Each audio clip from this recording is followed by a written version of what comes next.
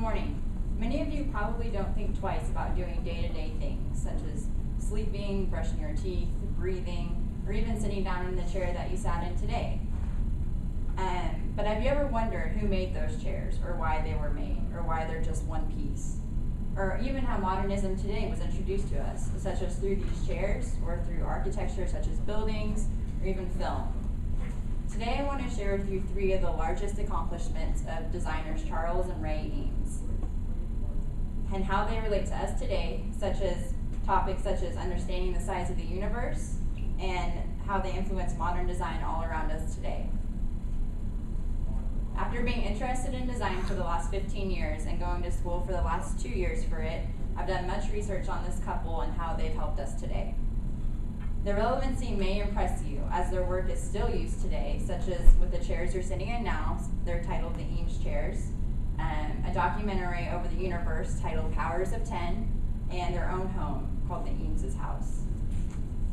To begin with, I want to share with you their most recognized success, which is the Eames chair. They were focused on giving affordable, practical, and high-quality products that could be mass-produced to the public, thus making them more affordable. According to the Library of Congress, the Eameses worked on these chairs for over 40 years in one time. The main objective was a chair that didn't need padding and that could be mass-produced. To start with, they used plywood, but they realized that it wasn't strong or flexible enough.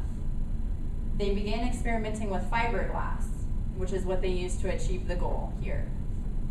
It's crazy to think that how in less than 100 years ago, all the chairs were made from two pieces, and it was impossible even just to create a chair made out of one piece of material.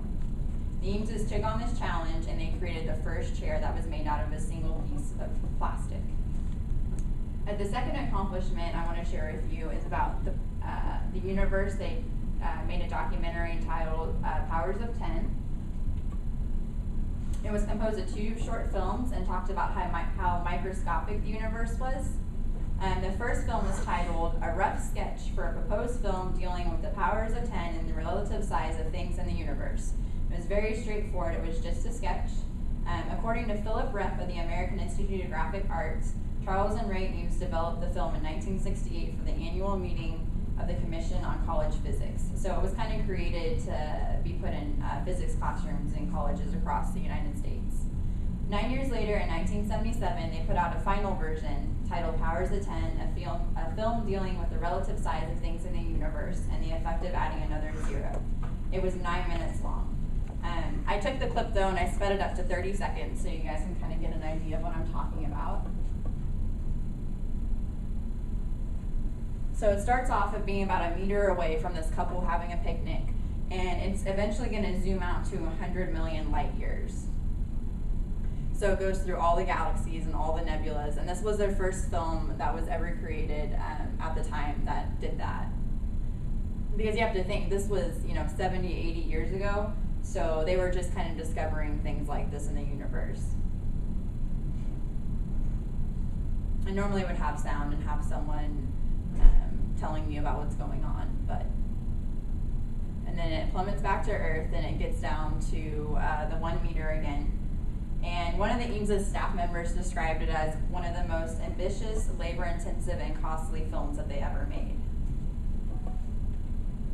And the last accomplishment I would like to share with you all today is the incredible design of the Eames' house. According to Frank Harris and Weston Bonneberger, authors of A Guide to Contemporary Architecture in Southern California, this house was designed as an attempt toward a living pattern and not as a fixed architectural pattern. They wanted the house to be alive with them. They didn't want it just to be something that they lived in. The way that they did this, they wanted to package their house as like a kit, something that people could buy themselves and construct themselves and actually live in. In pursuit of this, they only used off-the-shelf components such as steel frames, factory windows, and plaster and glass to create all the panels in the house. And as you can see on the left side, what I was talking about with all the panels, they even threw in some colored ones too. And you can really tell from the 2 pictures on the right here that they really wanted the house to be alive with them. They wanted it to be functional, like how they were functional.